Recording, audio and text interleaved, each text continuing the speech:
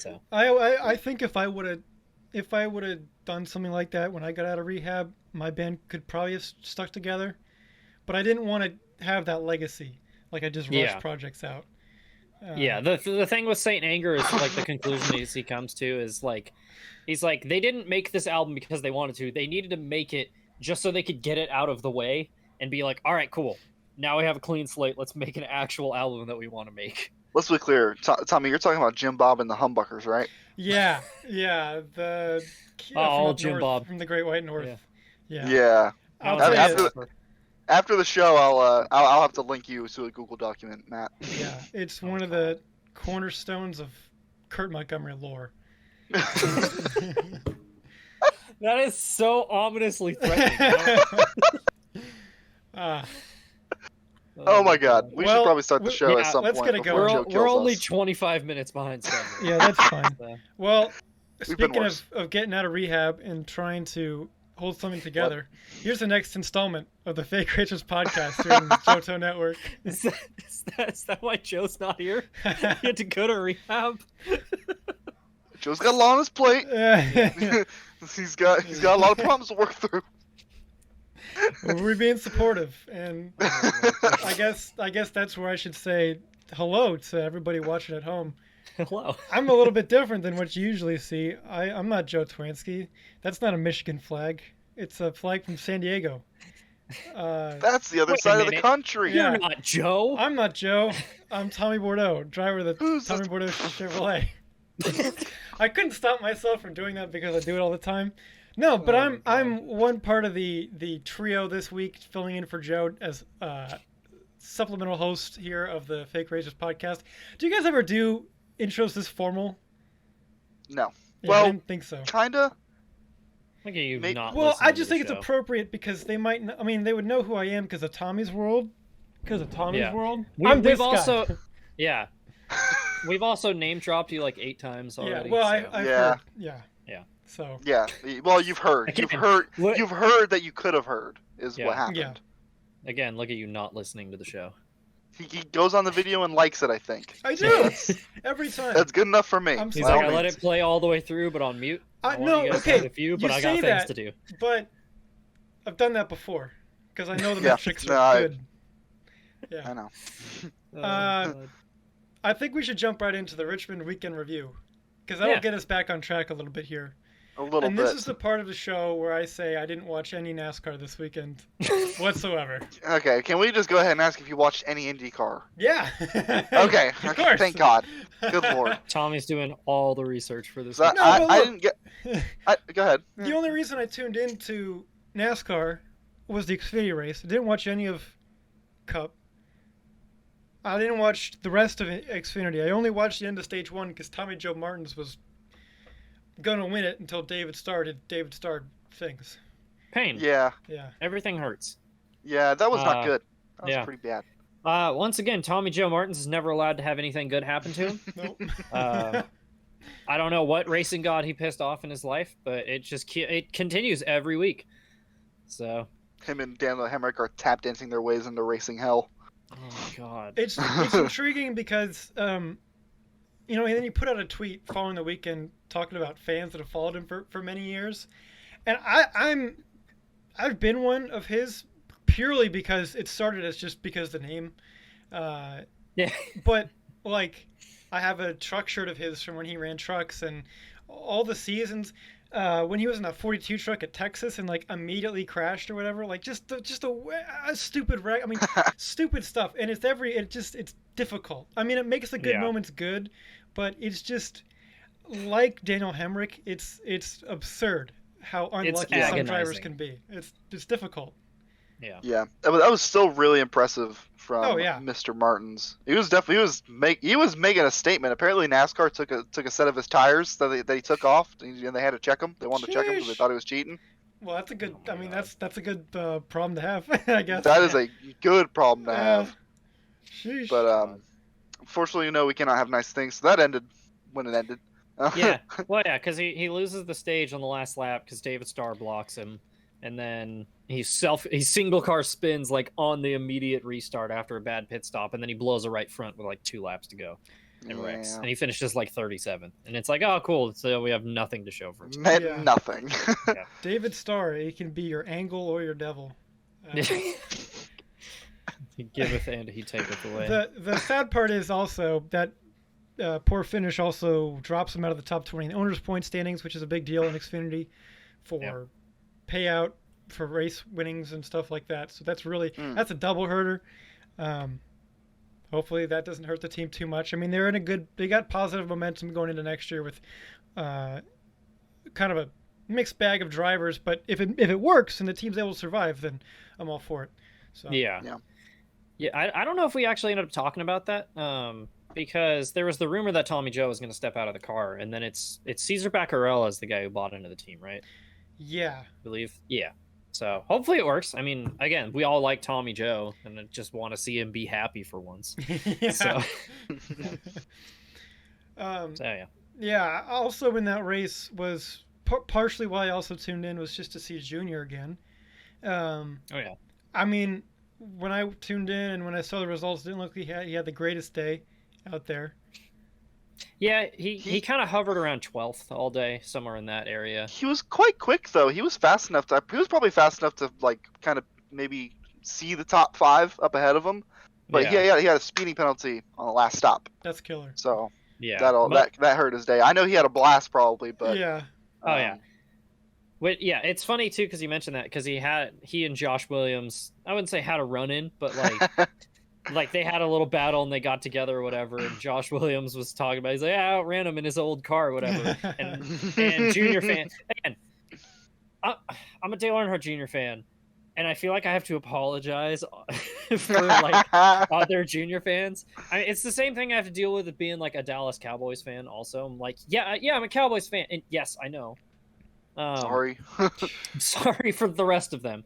Like, Junior and Josh Williams were like joking around, and like they clearly like each other, and like like he said, Junior sold him some of his old cars, but like Junior Nation came out in droves after Josh Williams on Twitter, and it was like, chill out, y'all. Like, it's one race. Obviously the fans are going to be the worst part of that, but like yeah, it was kind of cool. I love the fact that Dale Jr. goes in and he mixes it up with them and like totally respects it, totally gets it. Like, oh yeah, you know, it's talk about guys in racing that get it, and Dale Jr. like gets it. I cherish every moment I see him on track now. Yeah, it sucks that I didn't when he was before he retired, but you saying that completely, that was my feeling exactly. Pretty much every time Junior does these one-offs, it's like, man, like I really need to appreciate this, and I get it this last weekend. I didn't really, but I still did. I mean, I appreciated to see his name on the scoreboard.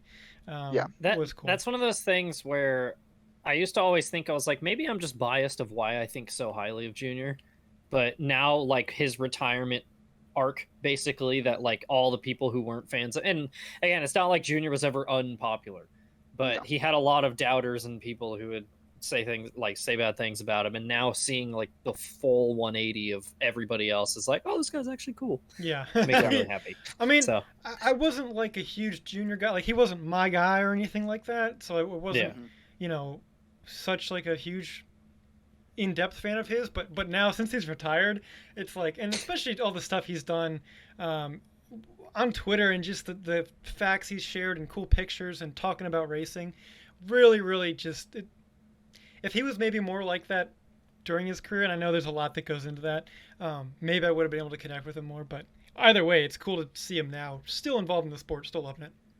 Oh yeah, definitely a regular listener of the Dale Jr. podcast. Oh yeah, I gotta watch the Jerry Nadeau one. Dude, yes, it's so good. Yeah, it's really good. He's been getting a lot more of those kind of guys lately too. And those are my kind of guys. So, exactly, I know. That's why I said it. Yeah, that was my takeaway from the Jerry Nadeau thing. Was I was like, dude, I'm just so happy to hear from Jerry Nadeau. Yeah, because like the last thing I'd heard from him was he was like, yeah, he was really sad. And like he was coaching David Gilliland early in his career, and he was like, yeah, I can't be at the racetrack, and he just like turned into a recluse. So hearing that like Jerry Nadeau is like, yeah, I'm fine now, I'm like, okay, cool. Yeah. So yeah, no, I gotta listen to that for sure. Yeah. Also, somebody won the race, but I thought we could just move on from that. I didn't really. Yeah. It doesn't mean. I mean, and it also doesn't really mean anything. Noah like Gragson goes gets his second win on the season pretty quickly. Getting hot at the right time. Yeah. Tell you what. You know. Getting hot at the right time. I know we probably all share the same opinion of Noah Gragson. We don't really like him that much. Yeah. But you can't deny he's getting hot. The team's gelling. Driver's doing the job. Power to him. Credit where credit's due. So maybe one day he'll mature and I'll not hate him. Yeah. I don't want to hate Noah Gragson, but I do. Yeah, and we've had this discussion before. It's frustrating because his passion for motorsports is there and visible and apparent, and I appreciate it. But I cannot get past some of the things that he does that irk me. I just it's hard. It's so hard. I can't do it. Sunday. Yeah. Sunday.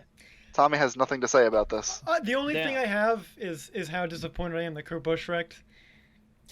That sucks. Yeah. I mean, luckily he did well at Darlington enough to not really sink him, but still, that's not comfortable being below the cut line. He's still got a good shot. I'm pretty sure he's decent at Bristol too as well. That's where he got his first career win. If there's a track to go to next to save him, it's Bristol. So yeah. He's been historically pretty good at Bristol. Yeah. Truex overcame that penalty at the start, which everyone was like, "Oh my God, he overcame the penalty at the start." It's like, it was lap one. Like, who cares? There's stages. You're gonna get cautions anyway. A lot of debate on this race on whether we enjoyed it or not. It wasn't a quote unquote exciting race, but it was a race that played out naturally. It was a race that kind of went through the paces and.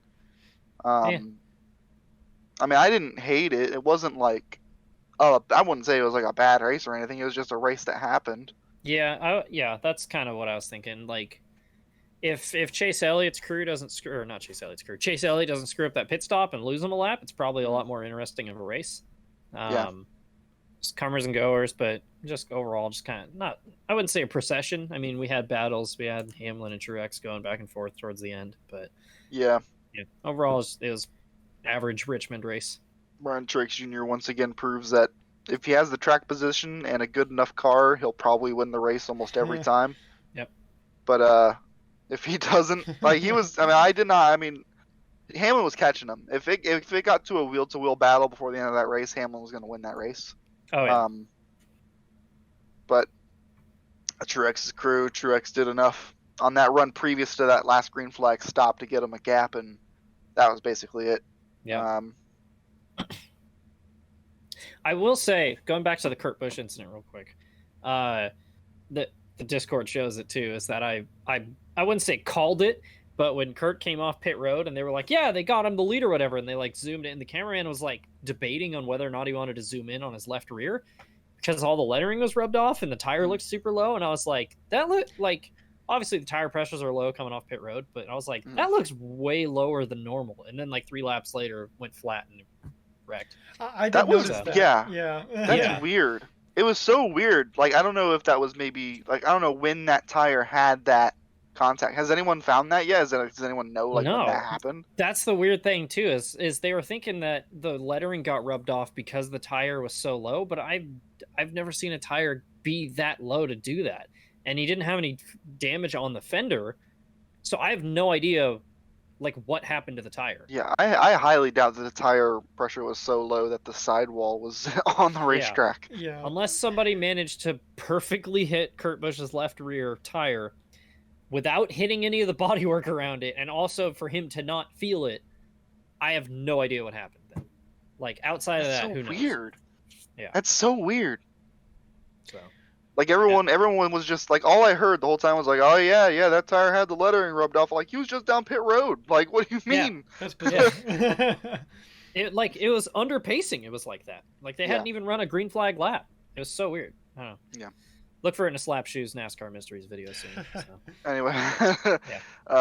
What's the playoff picture look like right now? Let me get a... pain, that's what it looks like. Yeah, you know. Yeah. Let me get a little thing. You guys vamp for like 30 seconds. Yeah. I know Alex Bowman and Kurt Busch are tied for the last transfer spot. Yeah.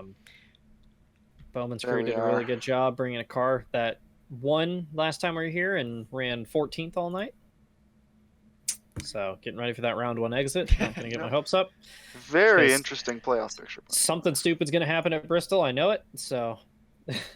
I mean, you look at this and like, obviously with the stage points and stuff, we're looking at maybe like 4 guys that are ahead of the bubble that could probably pretty easily drop out of that bubble at some point. Yeah. Brad Keselowski in 9th is only 13 points ahead of the tie on the bubble, Kurt Busch and Alex Bowman. Michael McDowell needs a win. William Byron needs a strong night. Yeah.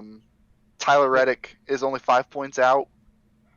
But again, there's so many guys there. It's just going to be so tough. And it's Bristol. Also, I remembered that Kyle Busch was dominating and was going to lock himself in, and then I think he had a speeding penalty or something like that. I believe so, yeah. It was either that or it was the equipment interference or whatever, where they let the tire roll into the other pit box or whatever. But he's now in because I think he won a stage and he finished really well. But yeah, he did. Kyle could have won and clinched his way in. Instead, he's only 8 points clear now. So. Yeah, 8 points clear. I will say, little surprise from me at least. Kevin Harvick in 6th, 25 points above the cut. Yeah. Would not have guessed that from his season. No, not at all. It's really interesting because I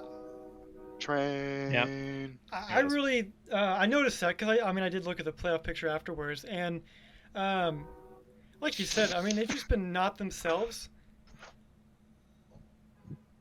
He must be going to get his food. Yeah. But I'm still here.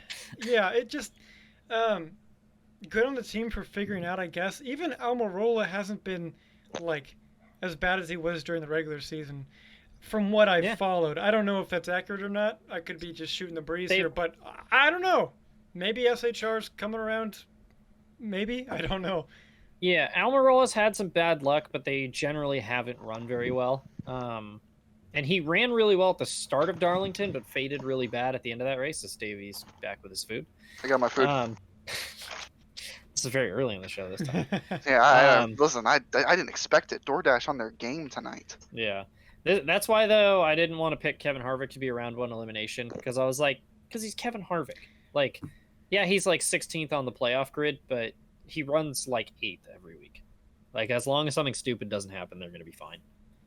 So. When do you start considering Harvick to be a championship threat? Because he's not running too shabby right now. I'm not gonna lie. 6th in the points. All these other guys ahead of him, Blaney, Logano, Larson, Truex, and Hamlin. Those are cream of the crop this year. Yeah, that's the thing that's difficult. Is you look at like Hamlin, Larson. They both look like locks for the Final Four, and then it's like, all right. Which other driver is Harvick going to knock out? Like, do you think Harvick's going to beat Blaney, Logano, Truex, Chase Elliott, Kyle Busch if he avoids disaster next week? It's tough. That's tough. You putting it like that, like, okay, what one of those guys would he knock out? Like, maybe Blaney, just because it's easy to say that just because Blaney hasn't always been up front, but still, given the season that Harvick's had. I just don't know. I don't know where he fits in to that equation. Yeah, that's really tough. If they'd won a race or two this season, it'd be a lot easier to pencil him in. Yeah, but it's hard to. If you go back to say 2014, the first year of this, where there weren't the playoff points and everybody was still kind of figuring things out, like it was easy for a guy like Ryan, or I wouldn't say easy, but it was more plausible for a guy like Ryan Newman to sneak into the Final Four like that, because everybody was tripping over themselves trying to win. And it cost Jeff Gordon and Brad Keselowski and everybody else spots, and then Newman just kind of slid in there. So it's going to be tough, though. I think they're running a lot better than they have all season, but it's you got to knock somebody off in order to get up there. Yeah. Yeah, I just thought that was interesting. I hadn't really paid attention to Kevin Harvick, but I just noticed he was really high up in points. I'm like, wow. Yeah. Not what I would have guessed. Like I probably had him going through this round, but. Never. I think he was like 6th or 7th in points in the regular season before the reset. So he was the one. Yeah, he was probably like, actually, he's probably like 8th or 9th, but like he was solidly up in the top 10. Like they're just really good at finishing like 6th this year. So anyway, speaking of championship runs, Tommy. Speaking of those, here's one you know a little bit about. Yes. IndyCar, Portland this weekend. It's the PNW. This season in IndyCar, if you haven't been paying attention, where have you been? This championship battles everything that I talk about when I say full season championships are. Oh my God! Not this one. Not this one. I'm not going in just yet. I'm just saying. This is kind of what I'm talking about here. It's been exciting from the start. Pato O'Ward got a big advantage. Pelot's had. Let me back up a couple steps here. Alex Pelot won the race. All right. Okay. Scott Dixon had a great day. The Ganassi camp is looking good. Ericsson had a good day as well. He's sort of fringe now talking about championship battles, but either way. Pelot won the race. A much-needed rebound from a dire last 2 weeks that saw his points lead disappear, lose it by quite a bit. And then Pato O'Ward this week was on the wrong end of things, strategy-wise, race-wise, and all of a sudden, I mean, he had not like the worst day in history, but just not a great one, especially when you got Pelot winning the pole, winning the race. I mean, and his other championship rivals finishing way ahead of him as well, like Dixon. Things just keep getting crazy in IndyCar. This year's championship battle has been like a knockdown, like drag out, just fight amongst like 4 to 5 guys. I mean, even for that short period of time where like a lot of the contenders were at the back and Graham Rahal was leading, he was suddenly like kind of almost bursting into the pic, like far back. Yeah. But like kind of bursting into the picture, like there's a shot here.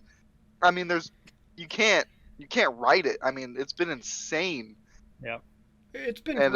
And I really think whatever happens in the next 2 weeks, I don't know that. I don't know if I can really even say who's going to win yet.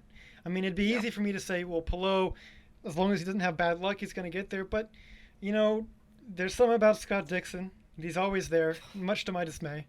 Now I now realize and understand how people who weren't fans of Jimmy Johnson feel. Yeah, no, I mean, watching Scott Dixon in IndyCar, because he's always there. Like even after wrecking at Gateway early on.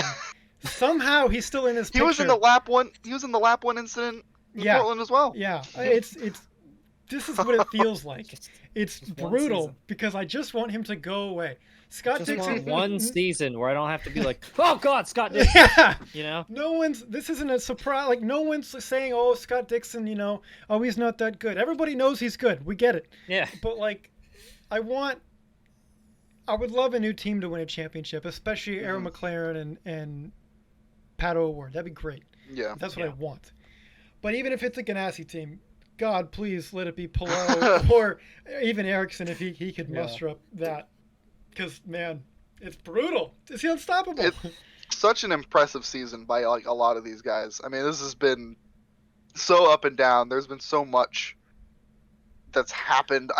This championship picture has. I mean, it's stayed the same, but it's just the same, like 5 guys rotating in and out. And this is even without. I mean, you think about all the problems, the retirements that Colton Herta has this season, Nashville, Gateway. Early on, I think, was it Barber or was it St. Pete? No, he won St. Pete, so I think it was Barber. But he had like a stretch of 3 races where he retired, then he won, then he retired again. And this is something I think that's been a knock on him for a while, is really if he was more consistent. Let's say Nashville, it's like, okay, you don't need to win the race, just rein him in a little bit. We might still be talking about, and if in ants or in racing throughout, and you can't really go there, but he could definitely be in the title battle given his pace, and I think everybody knows that. It's just not going to be this year. Yeah. So. God. Speaking of Andretti drivers, awesome to see Rossi back on the podium for the first time this year after what's been a horrible season. He had the pace to catch. Pelot, but it was a little too late, and he ran off there at the end as well. Oh, he dropped a wheel. Yeah, whatever gets his confidence back. So I like Rossi. So. Yeah. And he's very much a driver that kind of thrives on those positive runs. Yeah. It's He's really a very just guy. It's bizarre. It doesn't feel right that a guy who 2 years ago was definitely a threat for the championship. I mean, 2020 for him was nothing short of a disaster, and then you kind of expected things to maybe turn around a little bit this year, and I guess maybe he hasn't retired as much, but still the finishes aren't there, and it's weird. I think it was just his confidence was down because it was like everything that could go wrong did go wrong last season, and now that Herta's ascended, it kind of makes you, as his teammate, you almost think like he's looking over at the other stall, like, well, they're winning races, why aren't we?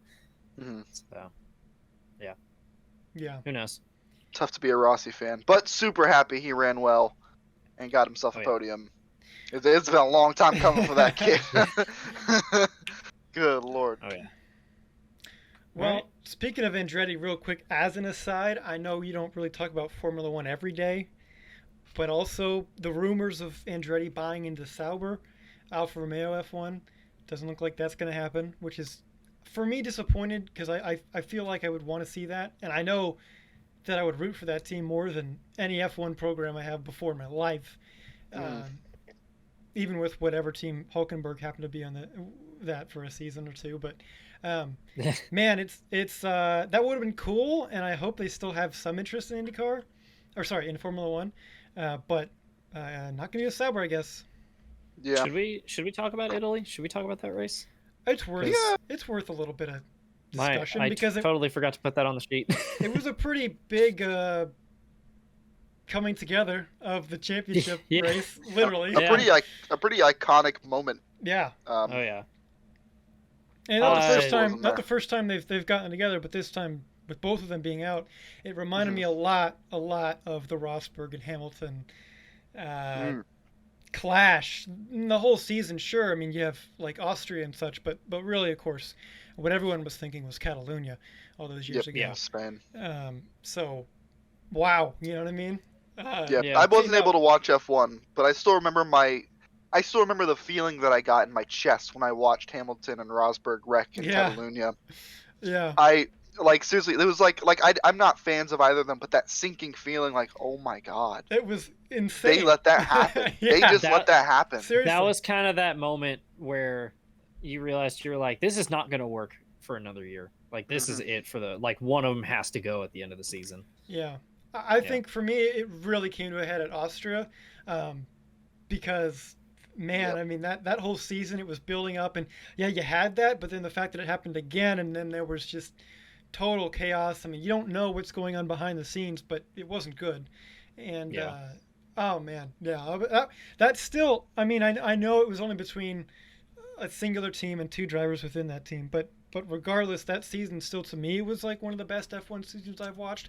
I haven't watched as long as Davey has, so I can't speak to I know what he thinks is the best. But for me, at least, in my time of watching, nothing has compared to that year thus far. This, I think, gets close and probably is going to end up taking over by the end of the year. Oh, yeah.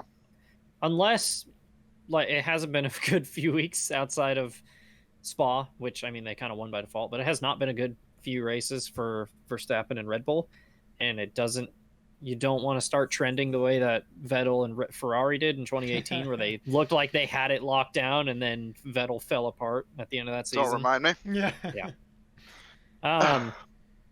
Do we have any thoughts on the incident? It's a powder keg, but racing incident. I think the penalty was a little harsh on Max, but I understand why it was given. It was still dangerous.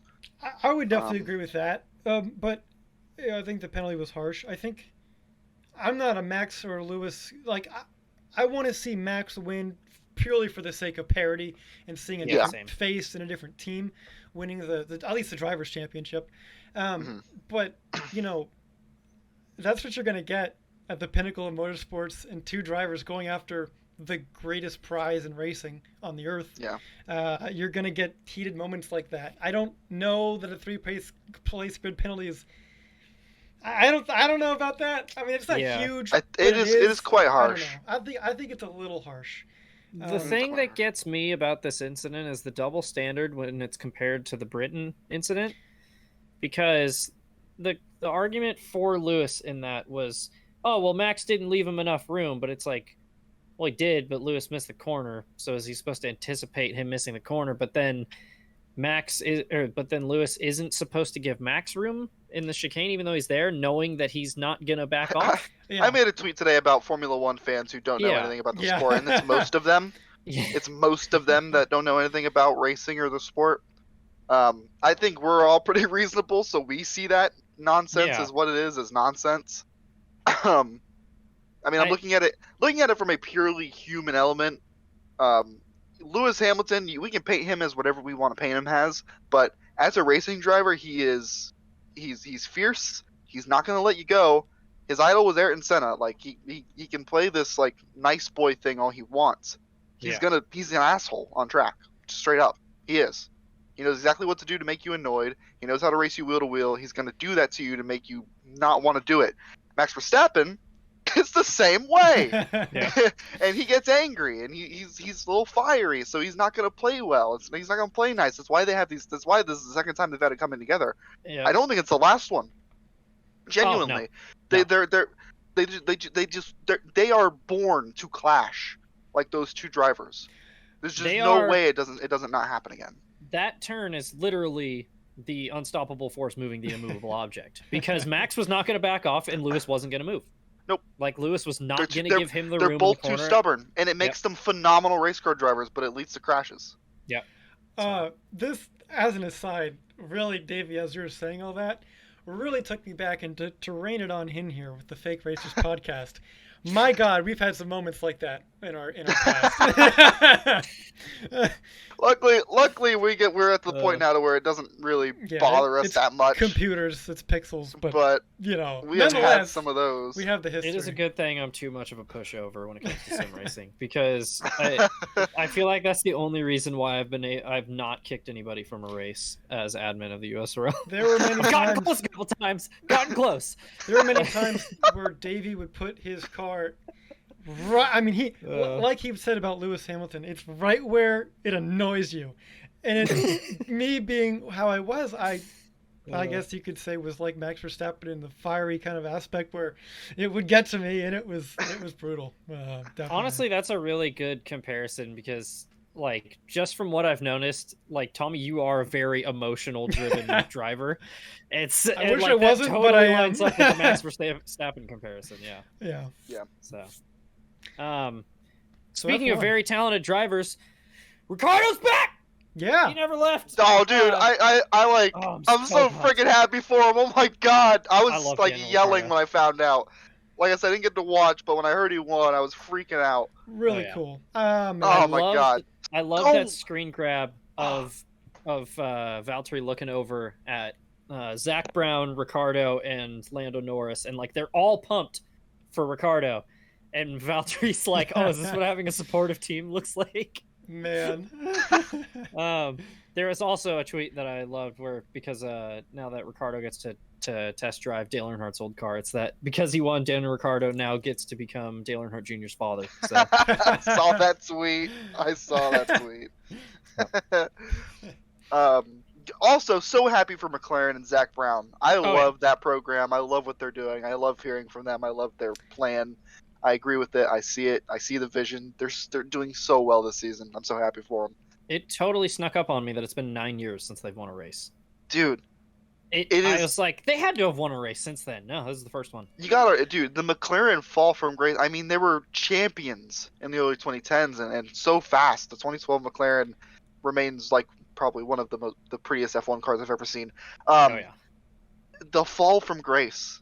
Oh my gosh. I mean, they were the joke. They were the butt of every joke in Formula One for a few years. There was a couple of years where I thought they were done. Like, I thought they were going to fold. It just seemed like it. We talked about when we started watching F1 and whatnot, and for me it was 2015, which was really, I think that was so low because you have Jenson Button and Fernando Alonso, and it made me scratch my head because of what I knew of F1 before. Those two drivers, that didn't seem right. They shouldn't be running where they are, not scoring points or whatever. It was just bizarre, and not just them, but just McLaren in general. It just didn't seem right. It was weird, and I mean, driving that car in iRacing, I understand, but anyway. Oh my gosh. Yeah. God, so fun. Jenson Button. I feel like I haven't heard that name in a decade. Yeah. It was really cool when he came back at Monaco that one year, and I wish he did better. But there's a funny thing about that is, so when he came back and he flipped Pascal Wehrlein into the barriers,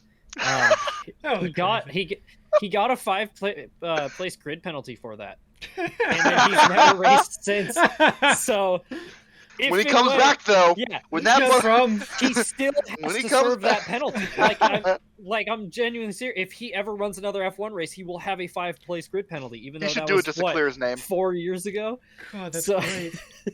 This is the cool part. We in USRO we ran an F1 series probably a year ago at this point, and it was a lot of this. Not many people showed up. It was just kind of more casual. But Matthew would go on great F1 tangents about F1 history, and fun facts like that. I live for that. That was the funnest series ever. I am a connoisseur of obscure F1 teams from 1985 to 1997.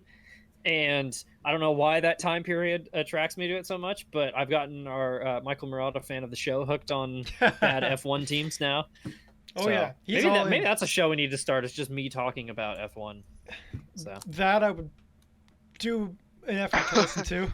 That era of F1 sounds like the 2000s in American sports car racing. Oh, yeah. Where it's all scams, it's all fake, there's no real money involved. It's just a bunch of people saying they have money, spending money they don't have, and then going to jail. Love it. To get on a quick tangent, that era of F1 was the rules are changed. It's the Wild West now. Who's got $1 million? All right. Or who says they have $1 million? Yeah. Who's got an Italian shoe business and they can purchase an old F1 car? I'm all about it. I'm all in there. I'm in there like swimwear. I wish I could be there, but you know what I'm all about though? What are you all about, Matthew? I'm all about Circle B diecast. That's what I'm all about. Me too. Circle B. I'm a very satisfied customer, but what if I wanted more? Well. Good. You can go ahead, Davey. I don't have a bit planned. Well, what you can do, Tommy, is when you go to customer your order, when you go to add to cart, and then you want to check out, take a look in that shipping in the little cart thing. Take a look. Get your eyeglasses out. I'm looking. I want you to see how much money you spent. Have you spent over $20, Tommy? Well, it so happens that I have. That's crazy. So what can I do? It's going to ask you for a coupon code somewhere. It's going to be a dialog box, and I want you to type in all capital letters, JTN.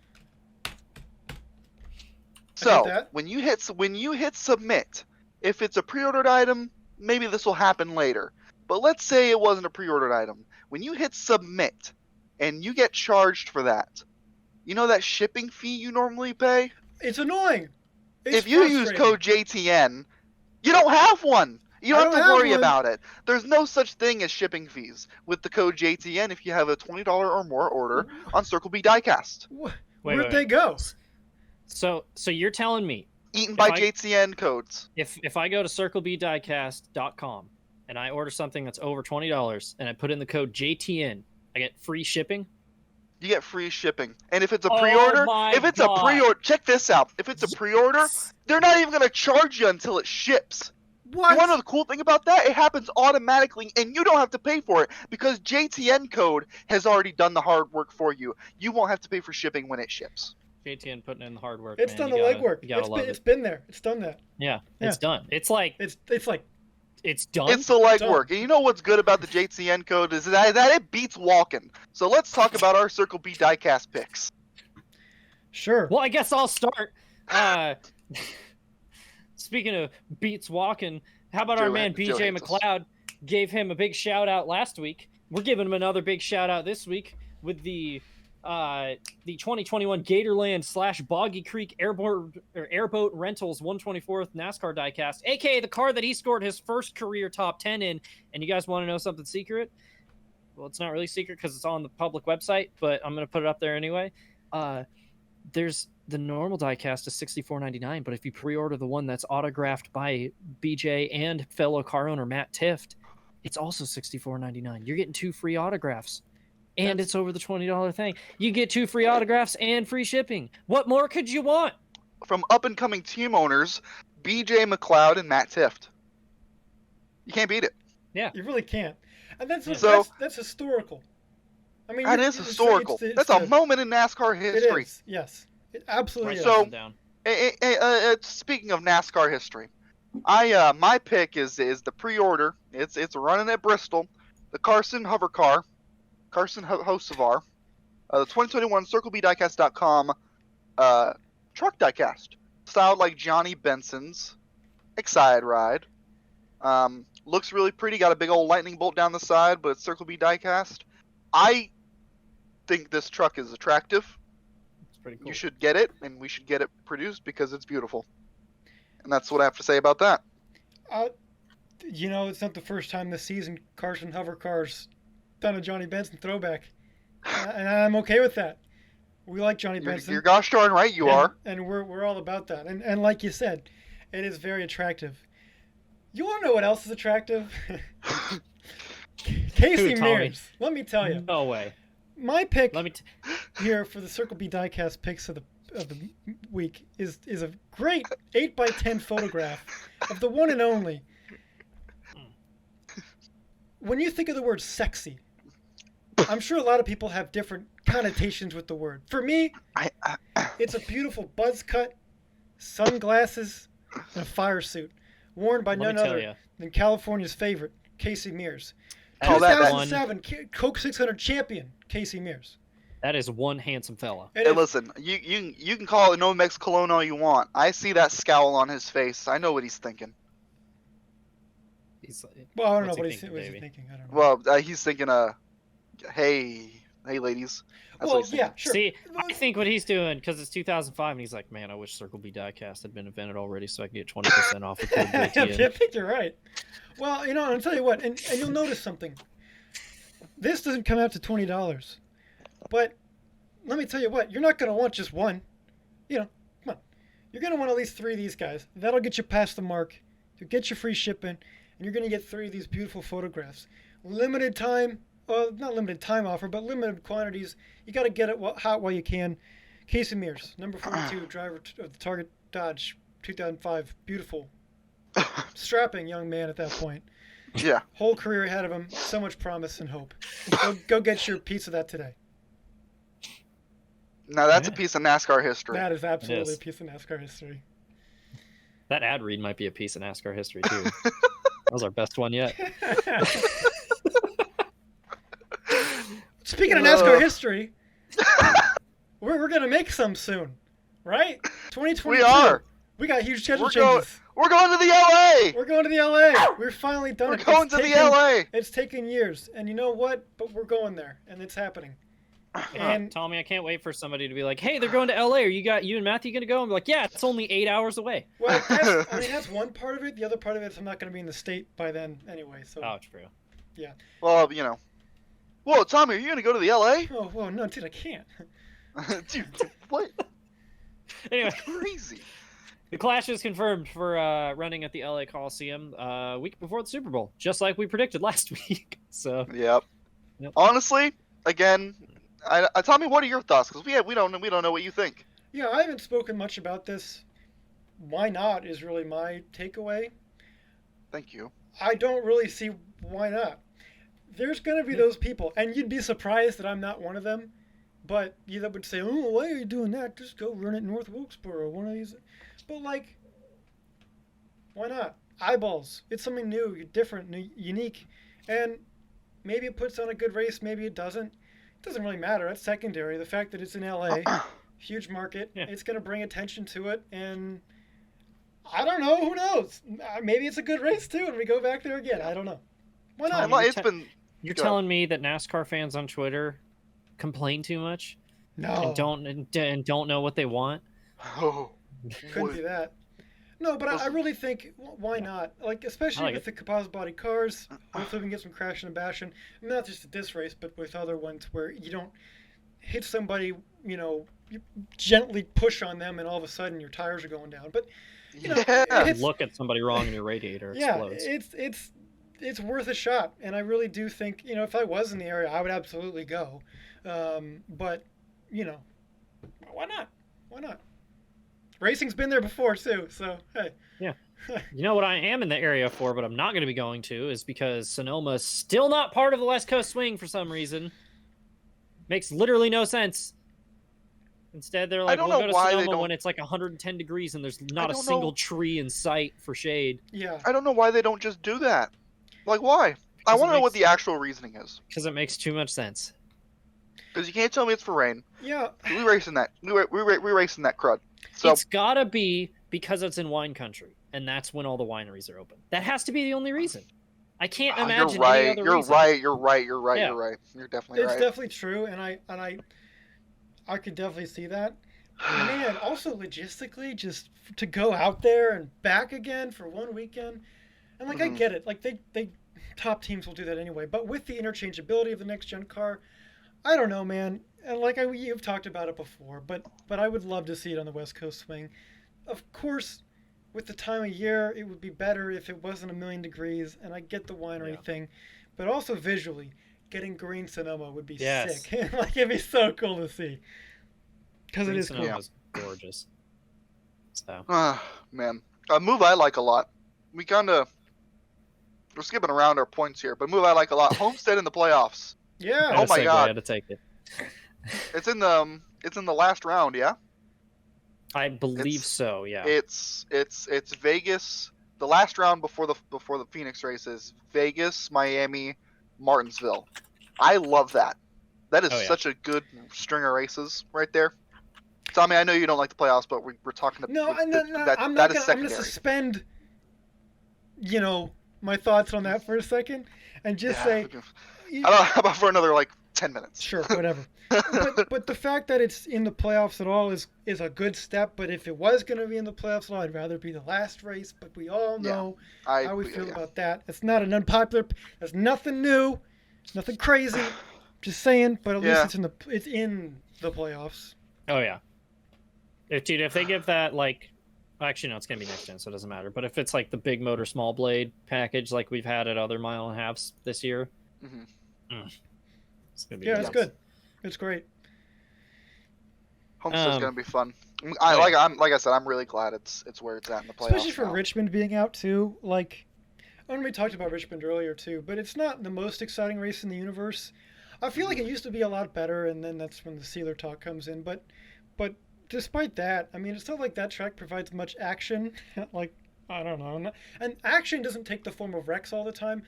Not that there's been a whole lot of wrecks at Richmond in recent races, but at least Homestead gives you something. I don't know. Yeah. More so than Richmond, certainly. Yeah. So, I like it for sure. It's good. If a track was going to be removed for it, sure, Richmond. Yeah. I agree. Speaking of tracks being removed, well, I shouldn't say tracks, but Pocono's losing one of its dates, and we're going to Gateway, just like we kind of talked about last week. Not a totally bad move, but like we talked about last week, that means that Pocono race is going to be back to probably 400 miles. Yeah. Not thrilled about that. Now, go ahead, Matthew. I was going to say, because both Pocono races were really good this year, and I think it was due to the shorter length. They were good. I even watched them, and phew. So, I mean, I could sit here and say how great it would be if they were not stage races, because I don't think there's a problem with 400-mile races when you have strategy that isn't predetermined for you. Yeah. We get that sometimes when there's weird cautions, but not as much as I feel like Pocono always was. And I wouldn't mind it if it was like that, but again, you're right. I mean, now that it's going to be the only date, it's going to be 400 miles. I don't know. They should just take both Pocono races and combine them into one 600-mile race. You might as well. I'll be honest with you. The 12 hours of Pocono. Sure. That would be a grueling race, dude. For the drivers, especially. It'd be brutal. Can you imagine a transmission lasting that long? Because that's one of the few ovals that you shift that to. Benny Parsons. It was crazy. Oh my god. Well, but think about that though. They're definitely going to be shifting down, especially with the next gen gearbox as well. Maybe even down to fourth in turn 3. I don't know. No one knows at this point, but I don't know. Yeah. It would be grueling. I don't know. Would it be entertaining? I'm not sure, but probably not. Hey. That's fun to think about anyway. Yeah. We good with Cup of Gateway too? I'm cool with it. Yeah. I'm excited. Sure. That's awesome. Yeah, as long as the power stays on, yeah. Yeah, exactly. Yeah. Coda moved earlier in the season. Probably a good move. Hopefully to Yeah. avoid the crazy torrential downpour that we had. I I'm really glad- think that race is going to be fine when we get a decent weather. I really, I think it's great. I really think Coda was going to be fun. It's a shame it turned out the way it did, and I think that soured a lot of people's opinions on Yeah. it unjustifiably, because I Yeah. think it will put on terrific races. And, there's obviously going to be growing pains on a lot of the new tracks that we're going to see, not only this season, but next season as well. And that's kind of part of the game. Nothing's going to be Yeah. perfect on the first try. You're lucky Yep. if it is. And I think that the schedule move's a good move. Hopefully it's not like it was last year, but I still Yeah. think no matter what, it's going to put on a good race.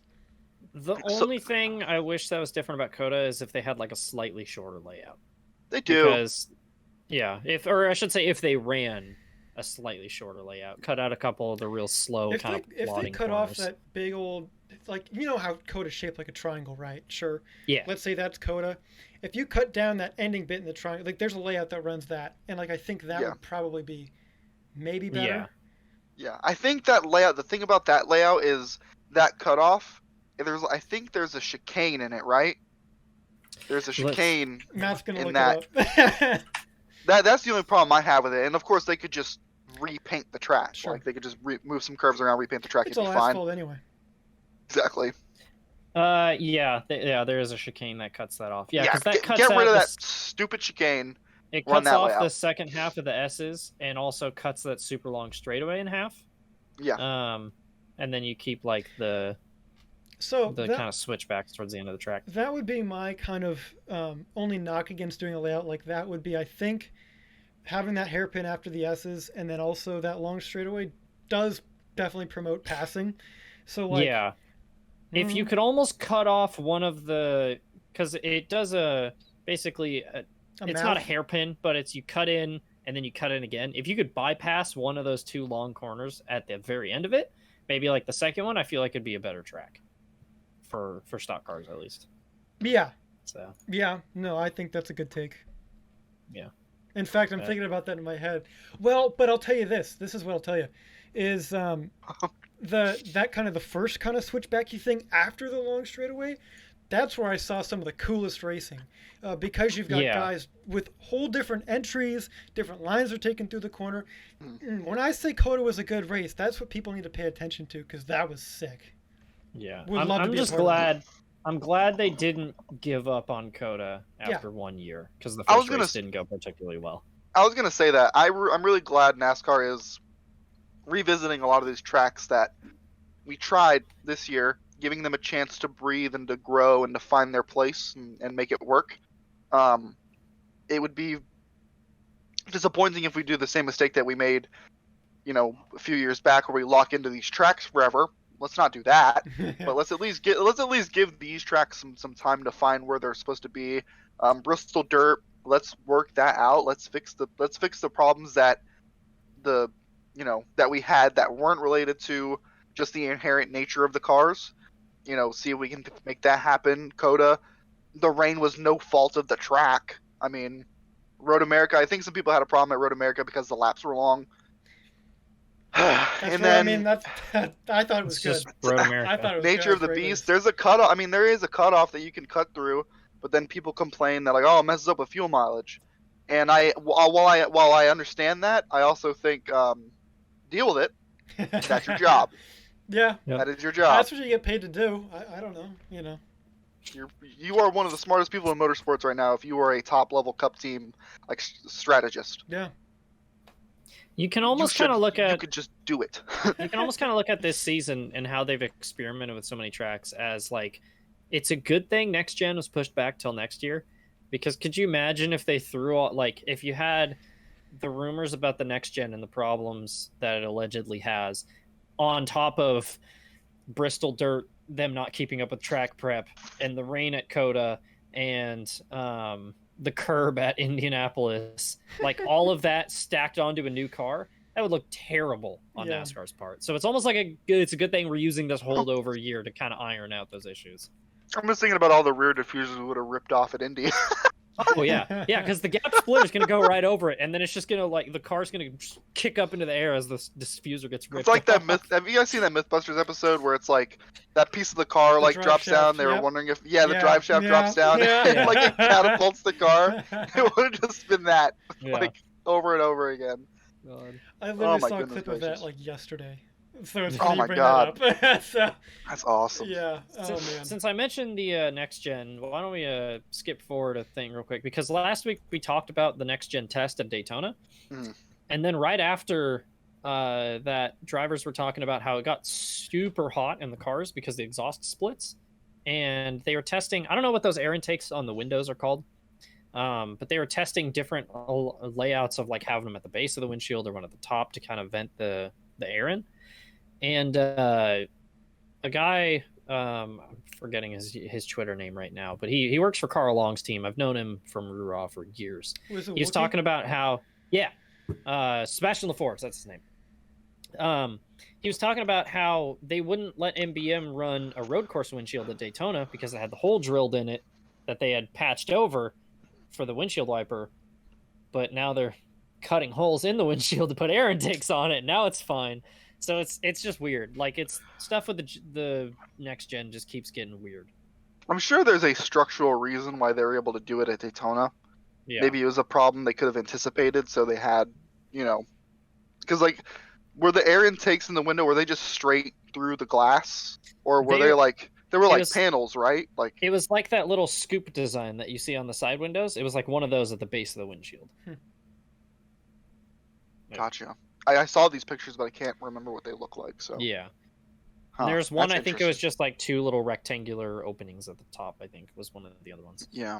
So I don't know if this is a story. It's just a weird little thing that I felt like I should bring up. So. Yeah. I mean, that's the thing of putting together a new car. You're gonna have trial and error like that, and sometimes you're gonna do things that aren't congruent with things you did in the past. I don't know. It's part of the innovation process. It happens, So, yeah. Hopefully the heat issues are resolved, because I remember that Xfinity race at Indy a few years back, where they had all the windows sealed up, and half the field was dying of heat exhaustion after the race. Yeah, killer drivers. Woo! Anyway, speaking of Xfinity. Oh, that's silly. Good segue. Yeah. Saw some. I want, dude. My segue game's on point. That's good. On less exciting news, maybe not for Matt, Justin Allgaier and Brant return to JRM in 2022. Pretty cool. Justin Allgaier deserves that seat. He is doing quite a good job. As good an Xfinity lifer as we'll ever get, and I'm glad he's found his place. Yeah. And that's not sarcastic. I'm glad he's found his place. He's probably enjoying himself a lot more in Xfinity than he would in Cup. So. Yeah. Yeah. Probably where he's staying, unless the JRM Cup team ever materializes. In which case, it's like him and Josh Berry, just pencil him in. Yep. So. Yep, I'm happy. Yeah. Kind of knew it was coming. So. Less predictable. Sheldon Creed going to RCR and Xfinity. Kind of the catalyst for this next rumor. Door Bumper Clear kind of dropped a little riddle about a driver that's going, or about Ty Dillon, the team he's going to be racing for next year in Cup. I forget what it was, but it was the team he's going to. Someone's going to the RCR ride, or I don't. Team, it's something like that. Yeah. The driver who's going to go to an RCR ride, the team he comes from is Ty Dillon's new Cup team. And it's okay, well, that went quick. Yeah. 4 hours later, it's they announced RCR. They announced it today. But basically, it seems like Ty Dillon is going to be in the GMS Cup car in 2022. Which, how do we feel about that? Ty Dillon does not impress me. Ty Dillon doesn't impress me, and it never has. Mm-hmm. Yeah. I'm not really impressed by it. I guess I would say, oh, cool, GMS has somebody that's had Cup experience before, but does it even really matter as much considering the entire platform's changing? Yeah, maybe, but I don't know. Yeah. Ty Dillon. I genuinely forgot on a weekly basis that Ty Dillon was in the 13 car. Honestly, if you tell, I had to think about it. I was oh yeah, he was still in Cup last year. Like I've Yeah, already God. forgotten about him and Jermaine. God, yeah, you're right. And Oh, jeez. it's not to say he's been bad. He's just been anonymous. Like he's just been Forgettable. like a field. Yeah. Like, and I know Jermaine was obviously not the same level as RCR, but he didn't have those weird streaky runs that Austin Dillon's been able to go on. Like, Even Casey Mears in the Jermaine car was more impressive. Speaking Yeah. of Casey Mears, You're right. more impressive than Ty Dillon. Yeah, I mean, Yeah. you're completely right. And I don't, you know, it's not like I don't like the dude. He's a good guy and whatnot. But Yeah. but again, somebody who could definitely do better. I don't know who that would be for GMS. I mean, I don't know, but I mean, take your pick. There's plenty of drivers Yeah. out there who could probably do a better Yeah. job. I don't know. And it makes me sad to say that too, because Ty Dillon really opened up at the end of last season about some of the struggles he was having, and I you know, obviously you develop a soft spot for someone like that, but at the same time, in a performance-driven business, aside from money, you do have to perform, and he's had shots and gives equipment that, you know, maybe started well but went tits up. Dude, You know, early in the season it was kind of disastrous. Yeah, his runs in the 54 were a disaster. Yeah, it's disappointing because I mean he even showed like slight glimpses of promise, but I mean he ended up just. I mean it made it worse. It made it all so much worse. Honestly, he probably would have been better off picking a midfield Xfinity team and trying to lift them up rather than trying to prove himself in a cup car or a cup team Xfinity car that you basically have to win in when you're in that car. Well, it doesn't help either your case when Todd Gibbs is doing that, and exactly he just came on the scene. Really, I mean, it's like that's difficult. But that's a good point. Actually, it's just it didn't help his case. He wanted it to. That was the strategy, but it didn't work out that way. And hey, if he could get this GMS right out of anything, really good on him. Yeah. But there's more exciting picks, I think. But there you go. That's what it is. Yeah, that's just kind of the thing with GMS has been so late to the game, kind of with the whole silly season. Like, it almost seems like it's like, are you guys still doing that? Like, is that still a thing? Because like, Colleague's all set, Trackhouse is all set. Yeah. Like 2311's got, like they already have a scheme, which obviously it's probably not going to run like that. But you know they've revealed a show car, and GMS is like, trust us.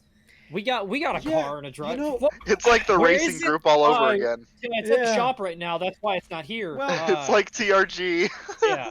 It's interesting, and there's been much need to talk about their truck team as well, and showing up with blank trucks. And I know there's questions about GMS and their solvability. Are they still able to keep going? I guess, but we'll see. What's keeping them going? Yeah, I don't know. It's tough. Honestly, I don't know. now that they're We're talking about 2000s era American sports car racing. Talk about some freaky stuff. They've got man. like ultra motorsports vibes written all over them. Oh, I Like know they're gonna do an ultra motorsports thing and like win a championship and then disappear a year later. It's nothing new for the Gallagher family to be involved in weird stuff. If I can bring the aviation market into this thing. They were the notorious owners of ValueJet, who had numerous safety problems and that eventually costed lives. They currently run Allegiant Air, which Allegiant Airlines, to be fair, I've had them before. Great experience and great deals. Got us to Hawaii for cheap and fantastic. I didn't have a problem with them, but admittedly, it's a low-budget airline. What can you expect? So there's just a lot of I'm not saying shady up front, but there's a shadow being cast, and it's just interesting to look at. Oh yeah. Yeah, I'm intrigued to see where it goes because I've been wondering what has been keeping that truck team going this whole time because there's nothing. It's not earnings. Nothing. You're not making any money on earnings. That's what anywhere. I'm thinking too. Is with Sheldon Creed leaving, like what is going to happen to that truck team? Because Zane Smith has underperformed this year. Tyler Ankrum hasn't done anything. Chase Purdy's been terrible. Rafael Lessard was supposed to run this season, and then he bounced like 5 races in. Like, what is going on with that truck team? It's so weird. It's weird. They're doing they look a lot like Turner Scott Motorsports. Like how that team like tried to go in Xfinity, and then that slowly trickled away, and then they just overexpanded in trucks, and then it all went bust. God, that's a great parallel. They even used the same number font as them for a while. Oh my god.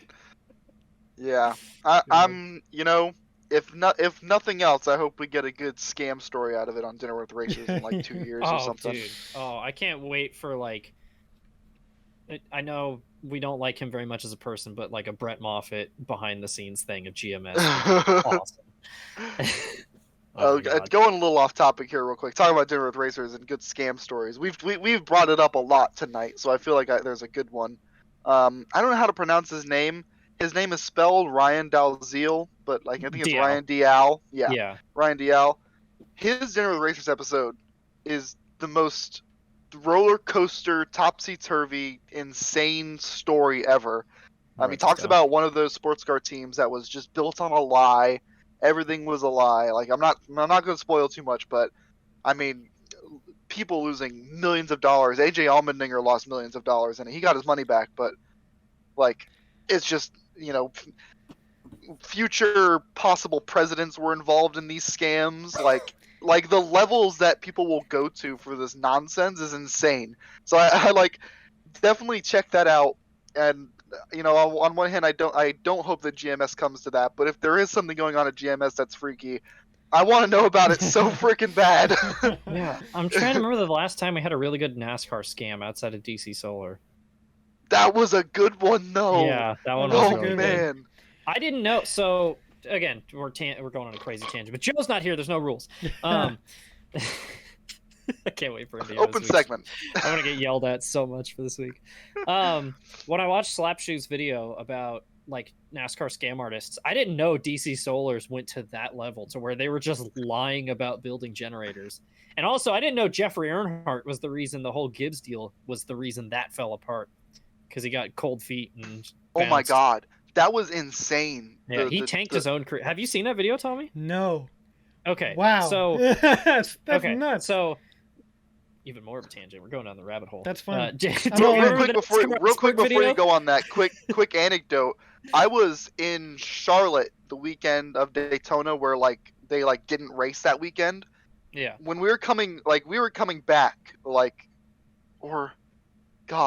saw the hauler like leaving Daytona like early, before, like in the middle of the weekend, like when they should have been there still. Like, and we were like, I was like, because my girlfriend at the time didn't know anything about it, but I was like, what? They're done. Like, they're not just done. They're done. They're going home. Like, so but yeah, go ahead. Okay, so a TLDR of the whole thing. This is that iceberg video that you're talking about, Davey. Yes. Oh my. So Jeffrey Earnhardt in 2019 forms this deal with JGR, where JGR is also forming a deal with the team Extreme Concepts Incorporated, the 81 team, and they have the sponsor IK9.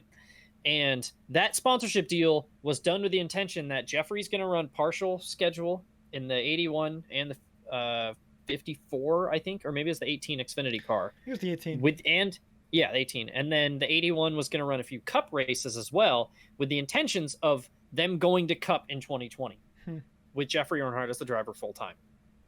Midway through that year, the rumors of Christopher Bell going to Cup start happening because Bell's dominating, and Jeffrey Earnhardt starts hearing that Bell is going to replace him in the 81 because it's basically this is what we're going to do next year kind of handshake thing. And I don't blame him for getting cold feet about Joe Gibbs backstabbing him, because it's not like it's the first time it would have happened. But the weekend of Daytona, Jeffrey Earnhardt basically got cold feet about that, didn't want to get screwed over by Gibbs, and bounced and quit. And canceled it, like basically said he's like, I'm done, I'm breaking off my relationship with IK9. So when the hauler showed up to the track, all of the IK9 decals were peeled off of it. And it wasn't until the news that Jeffrey Earnhardt had left under his own volition that the decals got put back on and everything. But it nuked the entire 81 team, and they're gone now. And Bell ends up going to Levine. So, well, I can't wait to watch that video because that's awesome. Because I remember it all going down, but I never understood. I just didn't know exactly what was going on.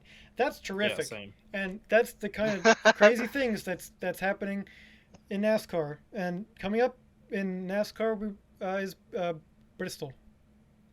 Thank you. Good one. Good effort. Yeah. Good effort.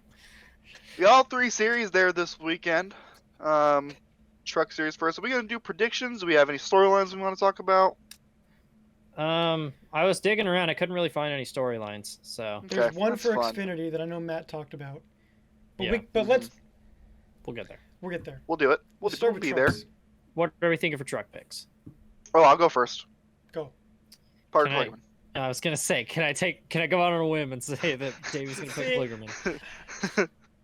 Finished 4th last season at Bristol. I will never forget that, and I think maybe it was after that race, maybe it was another year at Bristol, but I remember him talking about how they wanted to go full-time the next season.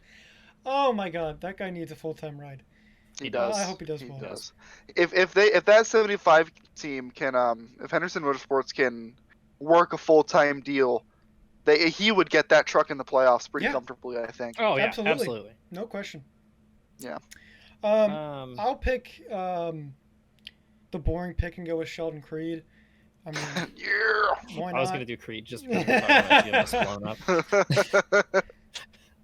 I mean, you can have Creed. I'll pick somebody else, him. but I would say Tyler Ankrum just because Boss Baby, and I don't know. He's had a terrible season. Maybe he turns it around. I don't know. Well, okay, so that was the other thing I was gonna do. Is I was like, I'm gonna take Tyler Ankrum because I look like him. Yeah. And I've shown you guys the pictures of me when I was like 4 years old, and I look exactly like Tyler Ankrum. But also because I just said that he's been bad this year, and so that means because I said that about Gregson, and then he won back-to-back races. So Tyler Ankrum's bad, so I'm picking Tyler Ankrum. You take Ankrum, I'll take Creed. We'll curse both is be alive. wrong, and that's going to be great. Yeah, and then I'm telling you Ryan what. Truex is going to win for some something reason. like that. The roof is coming off this house if Parker Kligerman can win a race in that truck. The roof is coming off this house. I remember watching him at Talladega when he won, and I was in the dorms at that point, and I'm sure everybody on my floor heard that happen. It was nuts. I still remember me and my dad. He was a listener of this podcast. I think we had just got off like a win in the kart, and we tuned in. I turned on the broadcast as he took the checkered flag, and he was like starting to do the plant the flag thing. And I remember turning on like, oh my god, Parker won! Oh my god, Parker won! Parker won in the 75 truck.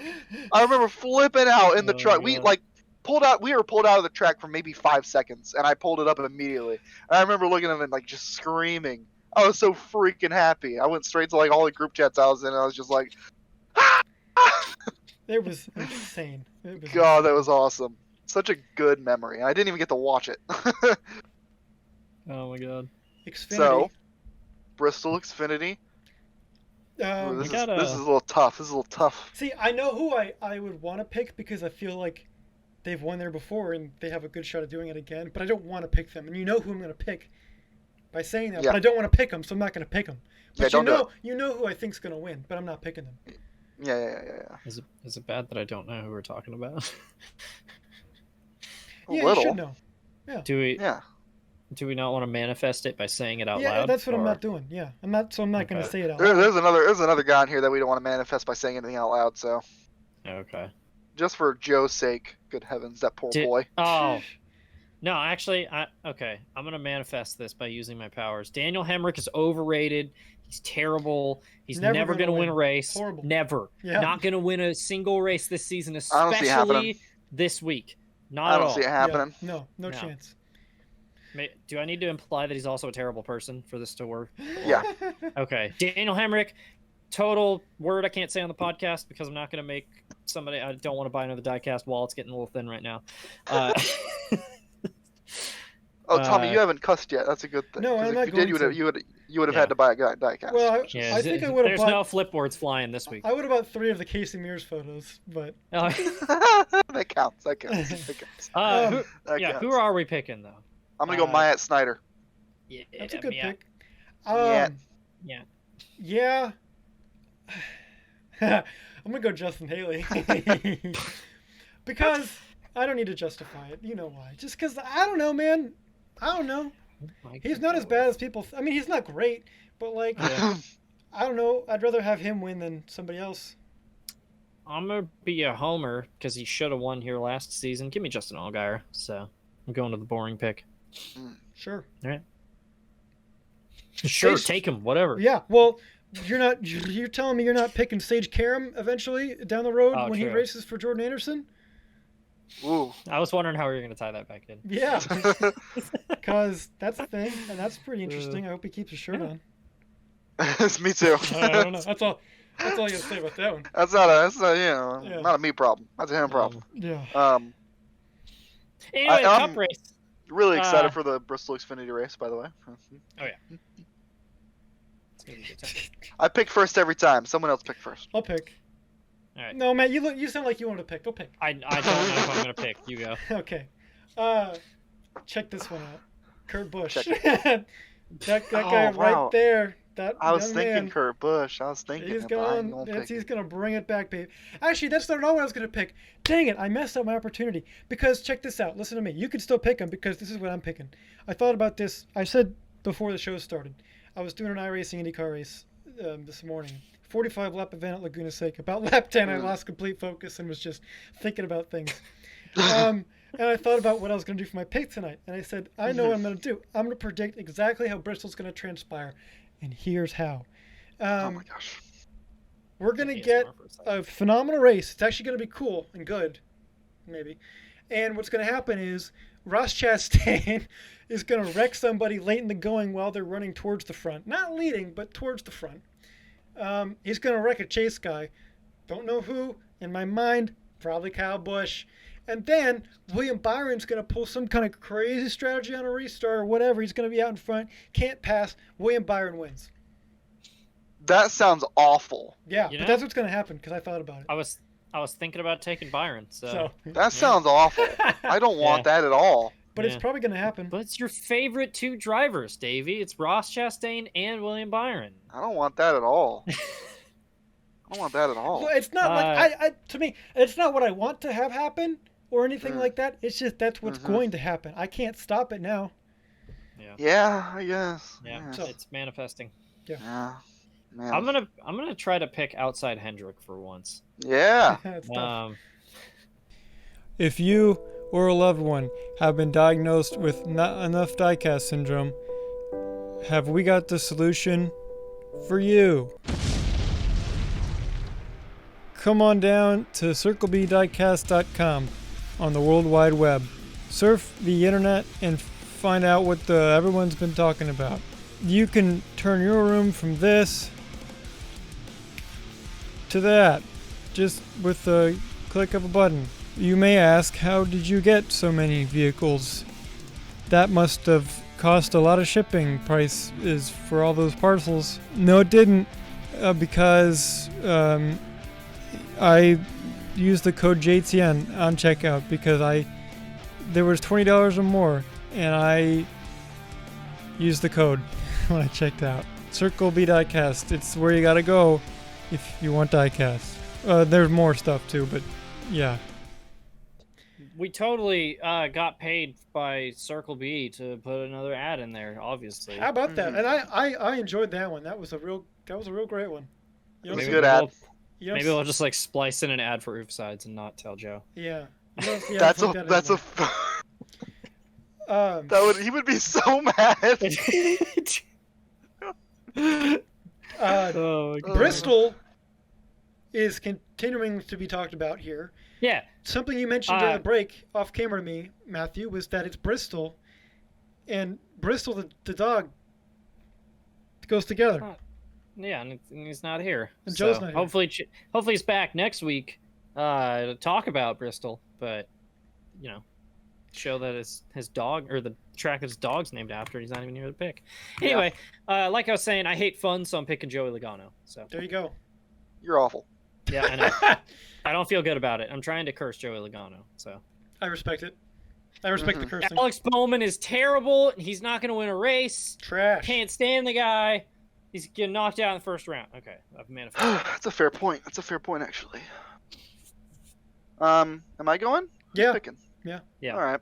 You're the only person on the show. So. I'm gonna break the trends here. I'm gonna go Bubba Wallace. Sheesh. Bubba I'd lose my mind. I'd be all over it. Yeah. Because imagine a weekend where Parker Kligerman, AJ Allmendinger, and Bubba Wallace win the 3 races at Bristol. Oh, do you know what each one of those wins have in common? People that are excited to win. It'd be great. It really would. Only those 3 guys. True. Well, yeah, but like... Martin Truex got out of the car at Richmond. He was just like, Top Mountain man. I'm not country, but I sound like it. And then we didn't care. No. You're from New Jersey. Dude, that would be awesome if Truex had. He'd be like, I'm from Jersey, whatever. Dude, right? Give him some kind of personality. Yeah. Oh my god. No, I mean, I would love to see Bubba win, especially because hey, he's won there before. Oh, sorry. Yep. Let me take that back. He's run well there before, is what I meant to say, and made passes for the lead and whatnot, and that was really cool. And I don't know, 23XI, they've had their struggles this year, but more than anything, I think it'd be cool to see him have success. Yeah. What? 23XI. Yeah. Okay. I know it's 2311, but yeah, 23 and Me Motorsports. All right. It's fun to say it like that because it's just like other things that Matt says sometimes. I don't know. Whatever. Moving on. Dude, it's a bummer that we don't have 3-digit numbers in NASCAR because I can't say the one Scundo car. It's such a bummer. That's what I'm talking about. Scundo. There we go. All right. Okay. Remember when I ran the 3 Scundo 54 truck in that one league? See, yes, because that's awesome. I remember you tell us about that. Whenever I broadcast on JTN and I have to make a car for the broadcast, I'll number it the 357 because nobody's gonna run that. So now in my head, I'll be like, oh, that's the 3.5 Scundo plus 1/700th of a Scundo. I don't know. 3.5 Scundo plus 7. Yeah. Plus Sev. Before we wrap things up, we've got one more thing on the agenda that I believe we've kind of covered, but not really. We talked about Scott Dixon not going away in IndyCar. We've talked about the championship battle. Laguna Seca this weekend. I wish I was going, but I'm going to another event, and also I'm already going to Long Beach, so whatever. Should be fun. Yeah. God, there's really no way we can make a prediction for this. I mean, this season's so wide open. I'm gonna make one. Continue with the hate fun trend. Give me Scott Dixon. Oh yeah. I'm gonna throw up. I'm gonna pick. You won there last time. Didn't run one last season, so last time 2019. Colton Herta's gonna get the job done there again. Yeah. California. I'm gonna go Alexander Rossi. Yeah. Yeah, he's gonna keep that momentum. I would like to see it. I really would. That'd be cool. That would be awesome. It'd be good. I love Colton Hurt. I adore that kid. He's awesome. Oh, yeah. He's cool. You know he's in a band. He's on Spotify. He looks like he was in a band. He's a drummer. He looks like a drummer. Yeah. He's proof. He's proof that you can have a young driver with a personality, and that personality isn't being a jerk. Like it's or also being a race car driver. Sure. Yeah. We're at the end of the show here, but I'm going to talk about this. Sure. My biggest pet peeve of young drivers is their main personality quirk is the fact that they're a race car driver. Yeah. They have nothing else. That's all they care about. Well, that's all they do is be a race car driver. Yeah, but how much are you feeding cycling into being part of a race car driver, or are you just? I mean, because you got to consider. Well, listen, I'm not talking about Porsche factory drivers. I'm talking about young race car drivers in general. Okay. Yeah. But like everything they do is like The Office. I know you have something else. The Office, The Office. Yeah. Like find something else. I love Ryan Blaney because he's got other interests. Yeah. And it's not even like Blaney's pretty introverted, but he has and same thing, like Chase Elliott is super introverted, but they both have a personality even if they don't show it a lot. But then you have like when Joe went hard after Riley Herbst. Like Riley Herbst, his Instagram bio probably just says race car driver. Yeah. And has like a steering wheel emoji. Yeah, and then there's like if Ty Gibbs isn't talking about God, he's talking about racing.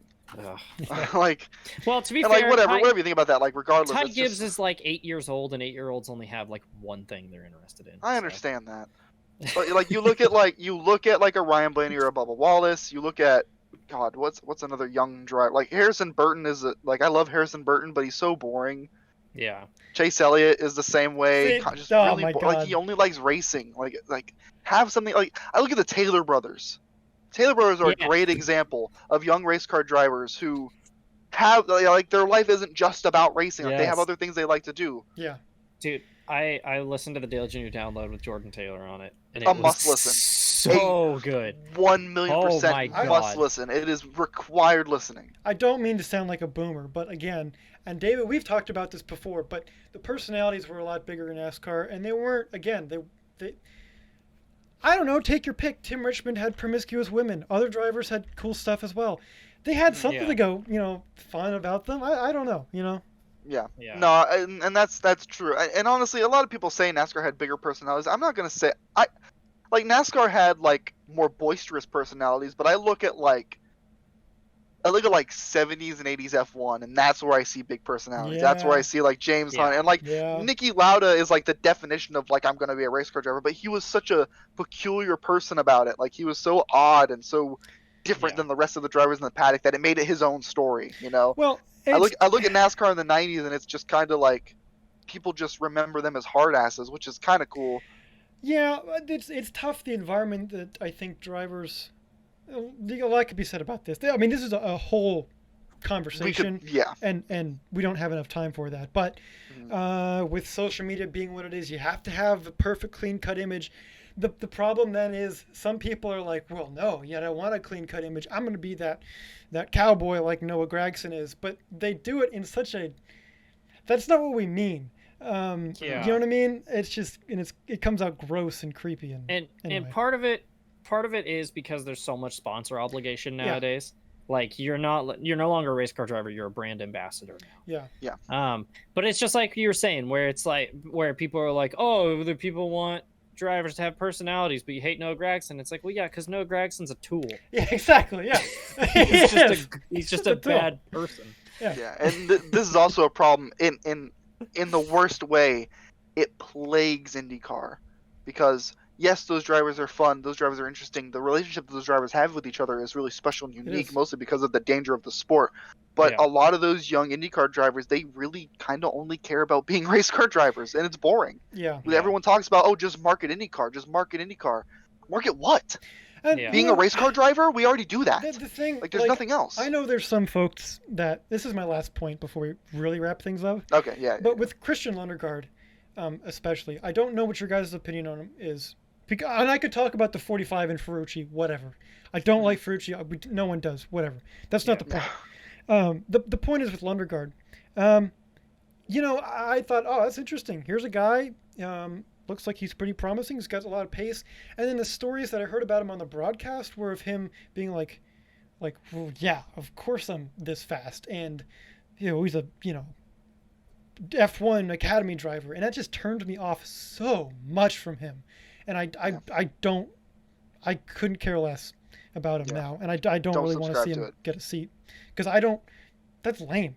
How can I connect to that at all? Like, that's just, I don't want any part of him or any of that. So anyway. I mean, yeah. And so that's exactly the kind of stuff you're talking about. And my closing point, I mean, that's why I was always drawn to Dale Jr. and like why it fits so perfectly as Alex Bowman as his replacement is because like they're both awkward, introverted dudes who like in the right environment can express themselves, and it's like, oh my god, Matthew, why are you so attracted to that idea of a race car driver? So like a couple years ago when Alex Bowman opened up about like having anxiety and stuff like that, I'm like, that's awesome. Like, I'm not saying that needs to be your personality, but that's why I like Alex Bowman, is because I can look at him and relate to him and be like, okay, cool. Sure. Yeah. I can't relate to an F1 Academy driver who shows up and says, yeah, of course I'm fast because I'm an F1 Academy driver. I'd say it from my guys. Yeah, like, God, get a grip. Get a grippo. Davey, any closing remarks? Yes, but we'll leave it aside. In a weird way, I kind of cannot wait for the off season so we can dive into these topics. Yeah. And, not to bid you adieu too early, but I'd love to have you on for some of those as well, because those are interesting. Those are interesting discussions, and I like these discussions. There's a lot of discussion to be had about this kind of thing. This was a lot of fun being able to fill in. I hope Joe's able to go ahead next week, and I kept the seat nice and warm, not too warm. But it'd be cool at least in the off season.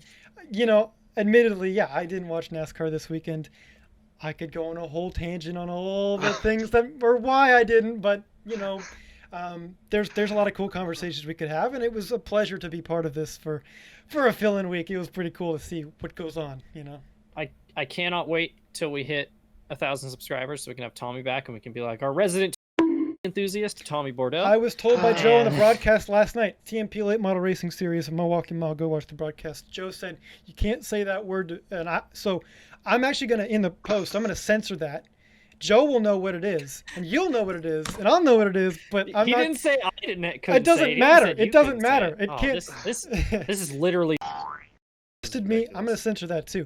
He entrusted me to put together this show this week, and I'm gonna make sure it's to his liking as much as I can. So I'm so mad right now. Anyway, all right, that's about it. Oh my gosh.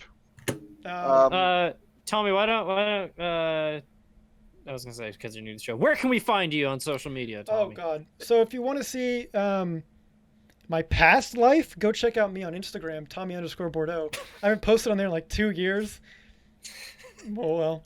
If you want to see more recent stuff, not even that recent, go check out Tommy_Bordeaux on Twitter. I don't have a big social media presence on my official channels. I have a burner Twitter, and I don't want to share that. So, good luck if you find it. Congratulations. That's where you can't really find me too many places. And yeah, whatever. I don't really care too much about that anyway. So. That is fine. Yeah. If you were to look for me, you can find me on Twitter at Davey Hazard, and on Instagram at D7H5, and on Twitch at D7H5er with an ER at the end. Matthew? If you want to find me, I'm on Twitter at msteelman51. I have my YouTube channel, Dale Jr. 88 Rocks. You might see an outtakes video on there soon, depending on what happens. Also, we have another show called Oof Sides that might be trying to get Joe on there eventually. It's a football show. If you want to go back I'm just saying, last Matthew, episode. I would love to be on there for an episode. I know you don't need another Bills fan. Oh, we've already had 2 Vikings fans on, and we're going to have 2 Lions fans. Again, for a special, I don't know, but it would be fun. Yeah, well, FRP invades Oof Sides? Yeah. Red circle, arrow?